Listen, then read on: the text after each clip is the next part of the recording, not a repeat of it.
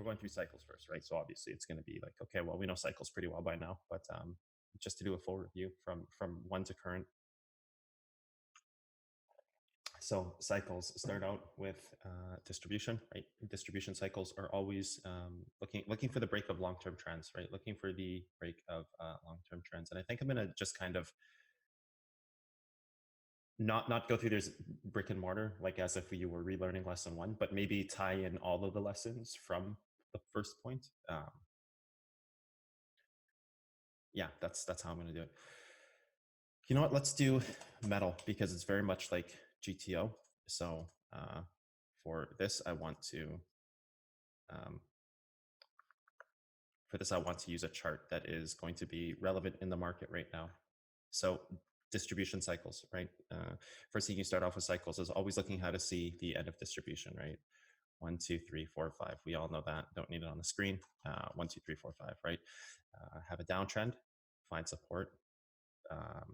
Use that support to break the downtrend to attack whatever valley has gotten you there with the hopes that you hit the actual valley top, right? So you use that to hit the valley top. So this is where I'm going to take it a bit more advanced. When we look at these distribution cycles like this, there is a amount of time with these trends that we need to look at. So you would simply have a trend like this, right? Something like this on metal. At a very superficial look, you would just draw your first trend here from April all the way down to try to find where this cycle ends, right? As time goes on with these cycles,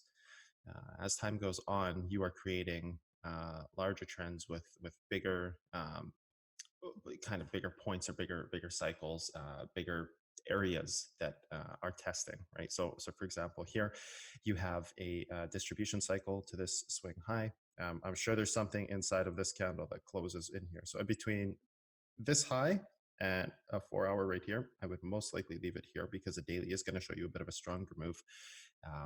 Now to go into some fractal information, again, when you are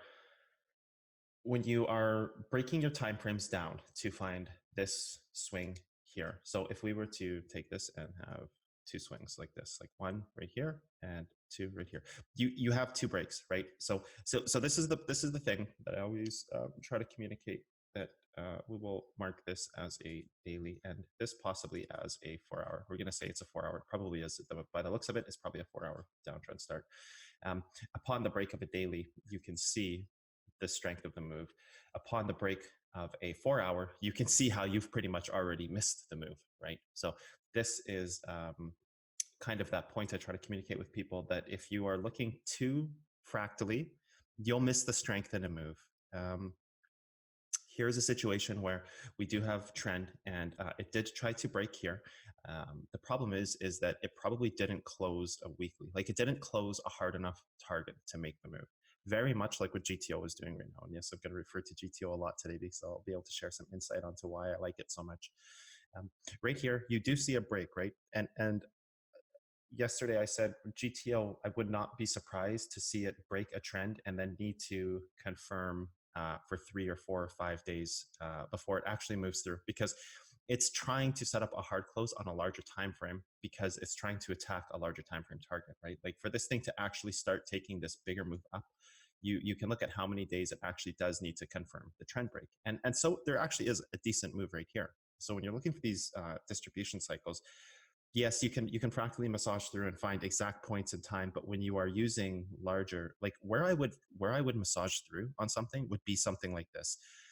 Like maybe this swing high to like this swing high, or something very, very local to the actual move. Like maybe this swing high into whatever's in here to see when this trend can be attacked from this back here, right? Because it's still going through the daily. Like this doesn't give you the weekly close that you need. It doesn't give you a hard enough close that you need to actually take this thing up. So when you are looking for these distribution cycles, the first thing I want to say, or any cycles at all, the first thing I want to say is realize that when you do move over, this is a scenario right here where, oh, look, we're breaking out. This looks great.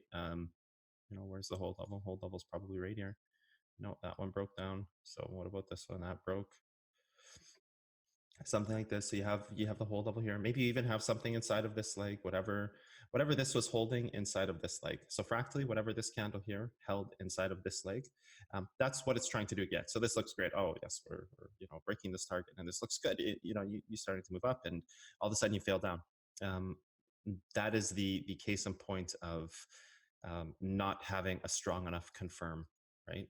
And then moving down through this, when you re-break that same trend, that trend is still there, right? Like this trend is still here. You haven't actually hard closed anything yet. Like this candle, actually, if you look, I'm not adjusting my daily until I'm actually over top of trend. Like this next candle, I would adjust the trend line then, and only when the move is done. So in this moment, then I would go like this, and I would say, okay, here we go right here. That's the new trend. I would not be adjusting it before that, unless it's fractally. But again, fractally, you're going to miss the more important pieces like this, right? You'll get accuracy, but to a point, you'll miss the strength, right?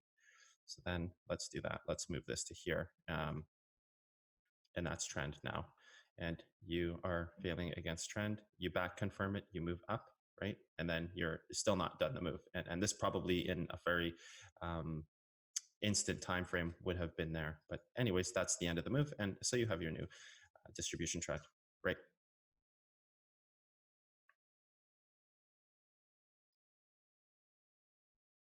I would then be moving it to here.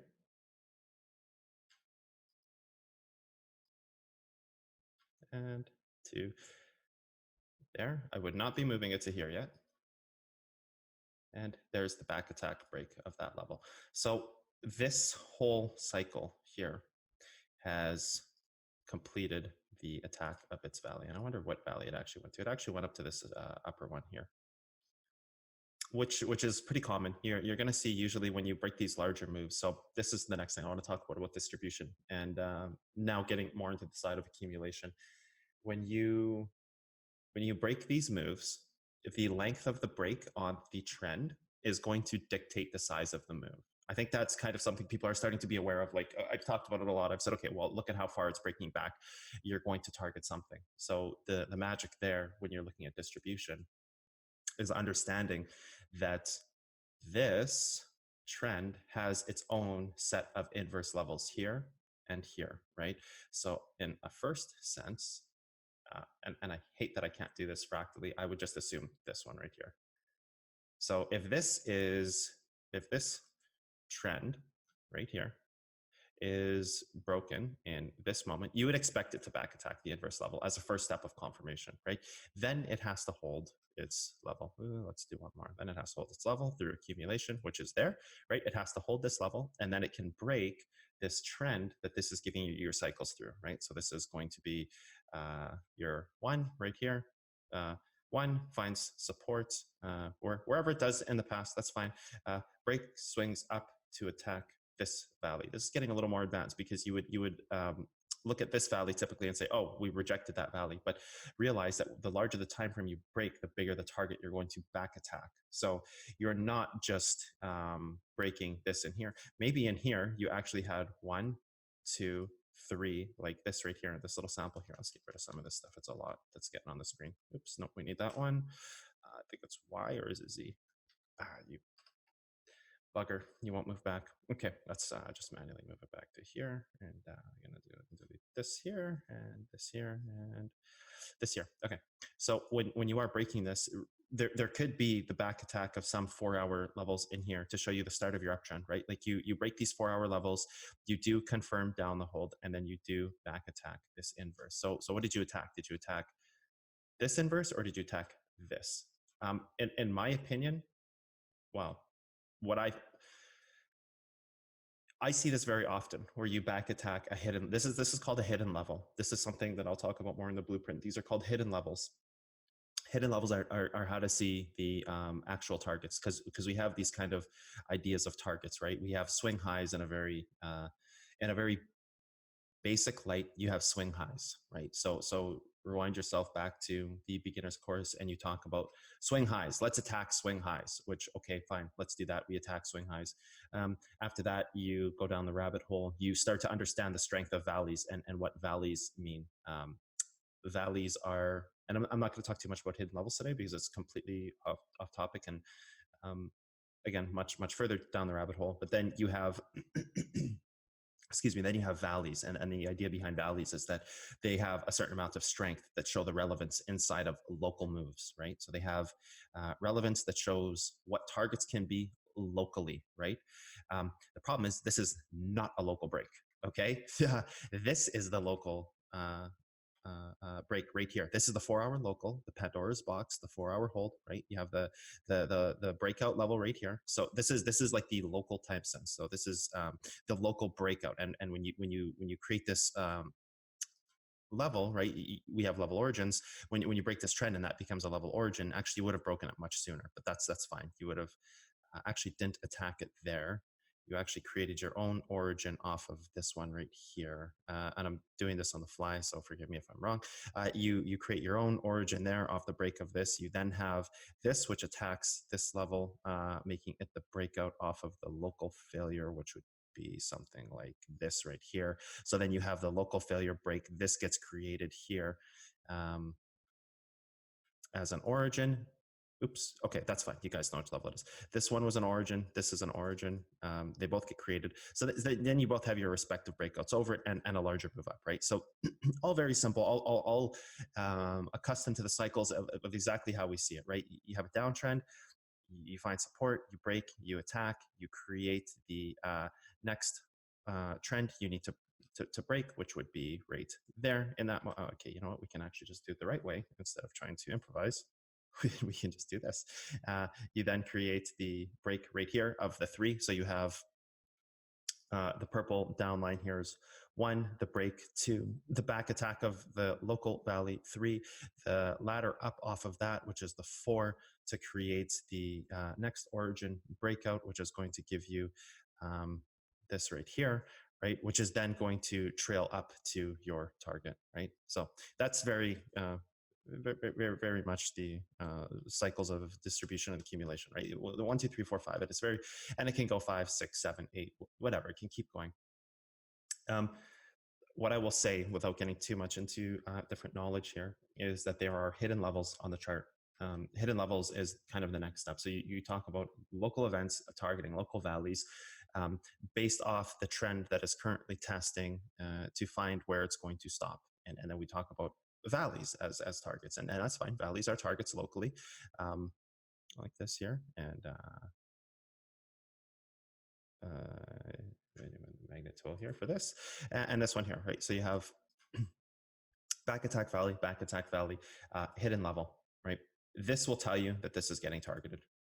Again, not too much into that, but what I will say without talking about hidden levels is this: when you break a trend, you are going to look for the hidden level that represents that trend, whether it be the valley top, whether it be the inverse of the direct valley, it's called a direct inverse. So whether you look for a direct inverse, whether you look for a hidden level, or whether you look for a local valley, there is different levels that get hit that show you different things. So when you are going through your cycles of distribution, when you guys are looking at these charts and saying, okay, there's distribution happening, where can I see the end?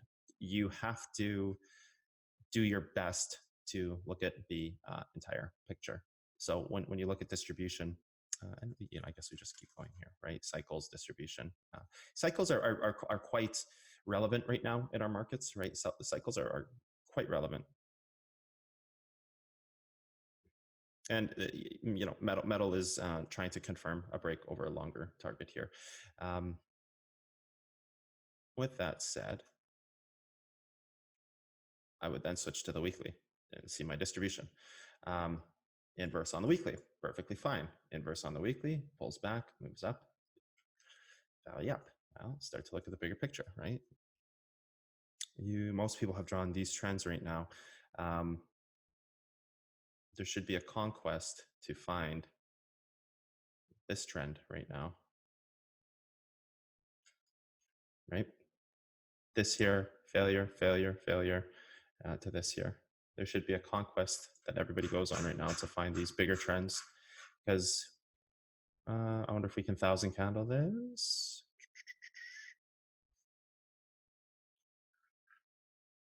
Oh, just short. Okay, you have to use the 4.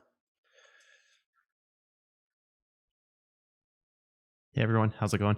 As you know, I'm now giving out some of this content for free that I was otherwise charging for the past little while. Um, yeah, drop a donation, subscribe to the channel, join Patreon. You'll get access to Discord. Great way. Lots of top level traders in there, people who are doing this for a career every single day. So go to Patreon, join a tier, get access to Discord. Go on Reddit, talk about future of trading, talk about the science of trading, talk about cotton candy, socials, everything you can. Let's help this thing grow. It's the way you guys can thank me for giving out this content for free that I was otherwise charging money for. So um, I'll leave a Bitcoin address on the screen. I'll leave the Patreon address on the screen.